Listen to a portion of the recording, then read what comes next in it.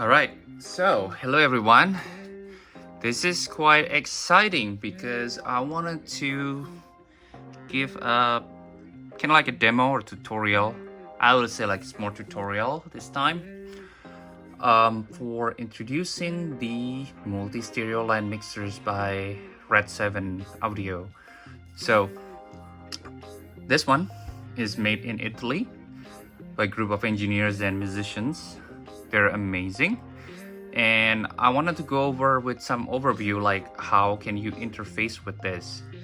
Traditionally, the way of how we do 80s rack stuff or smooth and all the stuff, we tend to have either a Bradshaw switchings or Ground Control Pro, and then with the JCX audio switcher.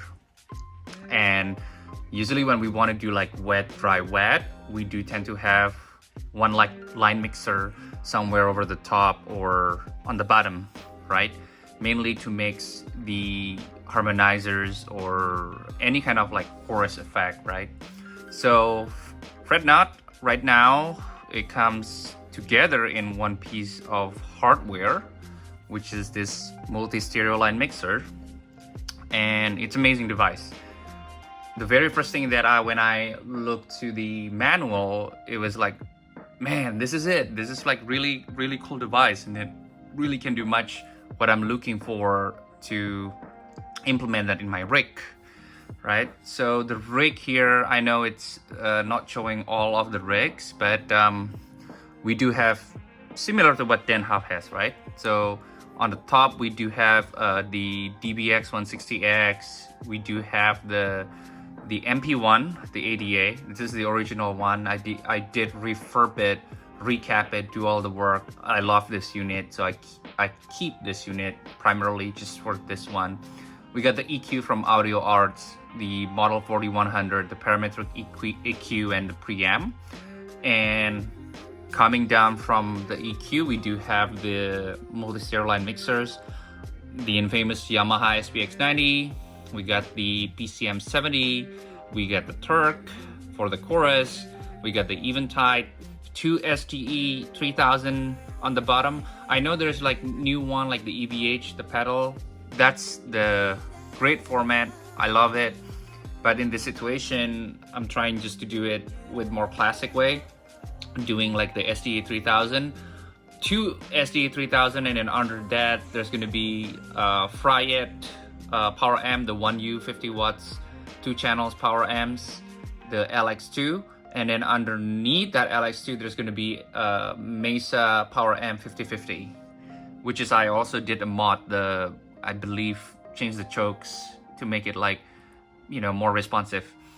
Anyway, those are the rack systems or the rack devices that I have in this 116U units.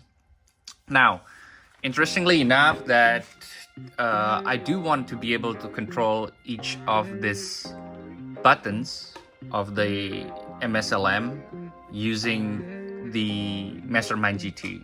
So this is amazing foot controller by Mastermind GT, which is RJM Ron J. Manelli, which is also local here in California, San Diego.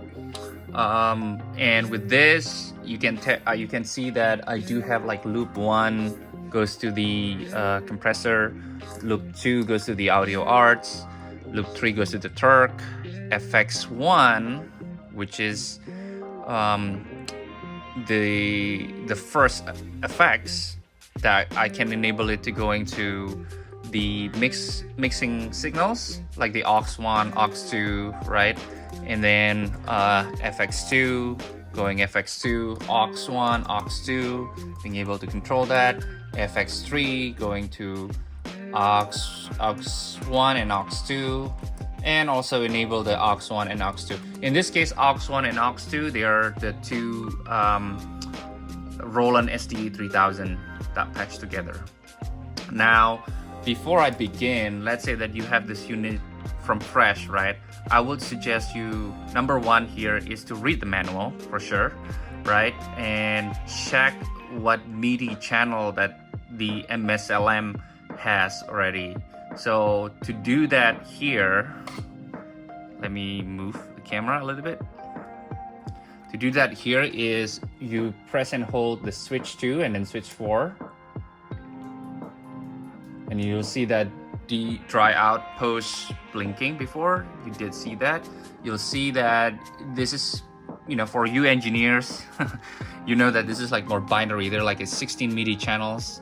So right now is like 0, 1, 1, 0, which is that translates to 7. And you can change this. So if I turn this up, become like channel 5, but in this video I will just keep it 7 because that's everything that I set for the MSLM channel to receive the MIDI command. Then I'm gonna do save that by pressing DO pause, as you can see. Then we can start to setting up the Mastermind GT. As you can see now, it works. So I get like preset 1, preset 2, back to preset 1, right? So if I go like to preset 2, like let me redo it again. Preset 2, preset 1, preset 3, I have nothing yet, but you know, it's pretty self-explanatory, right?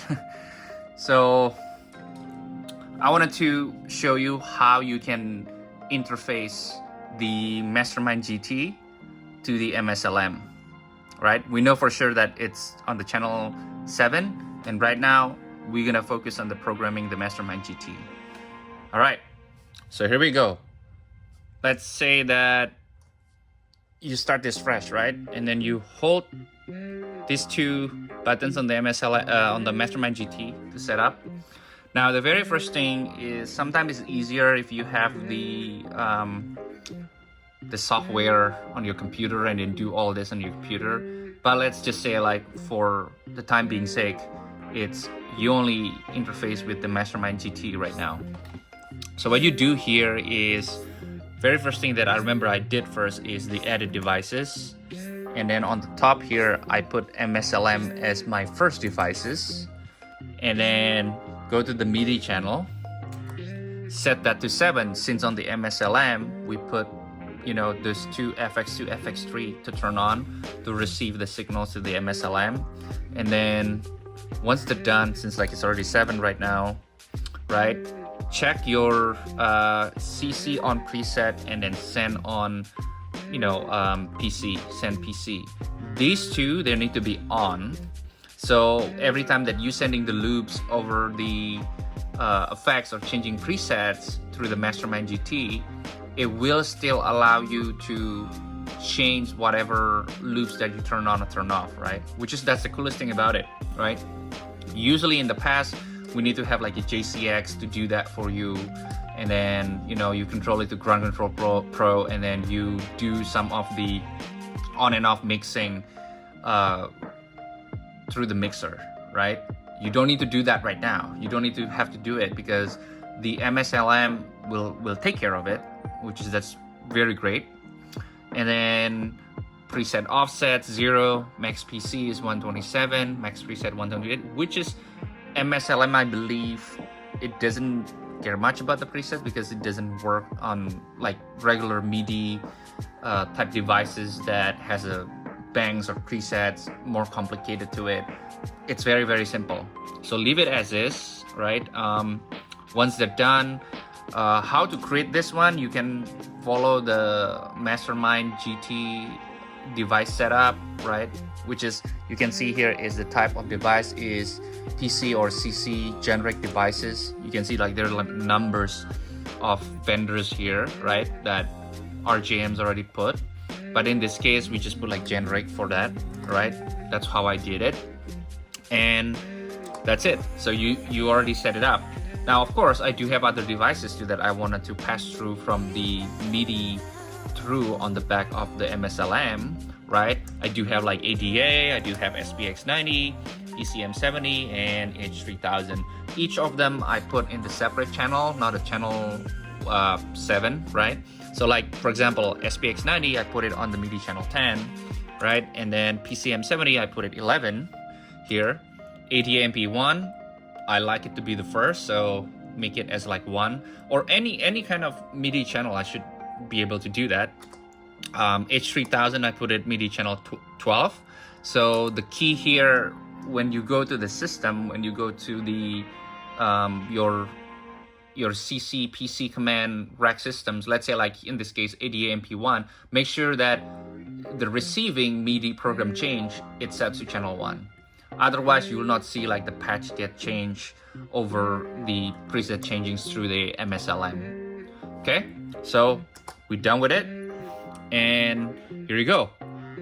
The next step here, that what you want to do here, it gets a little bit tedious, but believe me or not, it's the fun part actually. It's actually the actual programming of Mastermind GT to be able to control each of the, like the loop 1, loop 2, loop 3, direct outpost, and so on, FX1, FX2, and so on. So you go to edit buttons, right? The lights blinking up. Now I already did name everything here, but if you get like a new Mastermind GT, you'll see that you start from the like loop number 1. What you can see here is I rename it, and then the type here is the instant access. And then the key here is I do want to talk about the button actions. If I click this button actions over here, you see there's like MSLM Red 7 on the top. So what happens here is I pick the device for the MSLM Red 7. I send the CC number 100. Off value is 0 and on value 127, which is these two are standard for doing like the MIDI. So set that up. There is like, remember when I mentioned that you gotta go through over the manual. The manual tells you which CC number that you need to change for the like loop number 1, loop number 2, loop number 3, and so on. It's well documented. Very nice guys. So if you go to loop number 1, in this case, just I name it like, because I gonna put like compressor on it. I know some people is gonna get offended, like, hey, you should be compressing over before or after the preamp. We're gonna have another talk about that, so don't worry about it. Today I just want to focus on setting up Mastermind for the MSLM. Okay, so that's done. Again, loop number 2, you'll see here buttons actions 101, and then it increments, guys. So it's quite self-explanatory. You also can change like what type of instant access that you want on the Mastermind, right? What you want to control. So for me, I like to be able to control the aux1, aux2, aux1, aux2 for all the FX1, FX2, and FX3. Because sometimes like, oh, okay, I just only want to the 300 milliseconds delays, or I just only want 600, or I just want to be able to wet dry wet it all together, right? So this will be able to do it. Now, interesting enough that if I look at on the second page of it, I believe like when I do the instant access mode on this, I also do have like these switches. So I did the second pages of this to like, okay, I want to turn on and off the dry outpost. You hear like it's clicking too. I wanted to be able to turn and off the aux1 and aux2, for example, like through the switch delay. But right now, in this case, I don't use that TRS connections to the delay. Instead, I just directly put it into aux1 and aux2. And then let's say that I want to kill dry, or I don't want to, I want to kill dry, or I want to have the dry on, right? Which is most of the time here is just like I put the dries on a separate channel from the output of the MSLM. So it's always on because I want the dry to be in the center. That's the point having like wet, dry, wet, right? So I think that's pretty much how you wanted to set it up, which is that's quite pretty straightforward, right?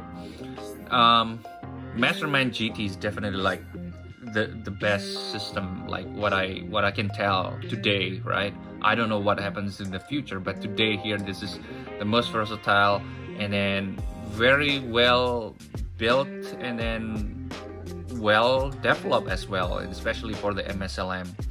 So I think that's pretty much I'm wrapping up, right? Because you know for sure that if you want to do like the preset, right? Let's say like preset 1, this is like my first preset. I haven't renamed it to like clean or something. But if I go preset 2, you already know like it's already changed, right? And then you can definitely like save it, right? Let's say that I don't want to send it to aux 2, right? I turn off the aux 2 and then I just save it, and you'll see like it's stored, right? So if I go to preset 1, bam, got the previous preset, and then the previous patches too. And then if I say like 1 and 2, boom, change again, right? H3000, the PCM 70 Yamaha, and also the MP1 also change, right? The program change. And then preset 3, right? So change again, right? It has blank because I haven't put anything yet. Let's say that I want to put something to it, right? Let's say like turn TSC on, FX1 on, FX2 on, FX3 on, send it to the SDE 3000, right? And then I save it. Okay, save. That's how easy it is. Preset 2, 3, 1. That's as simple as it is. It's an amazing device. I love it. It's really great system, and then I think like it will stay for a long time. Anyway, thank you guys for watching. I hope this is insightful. Next video probably I'm gonna do how to set this up, the same system with the Ground Control Pro. Stay tuned.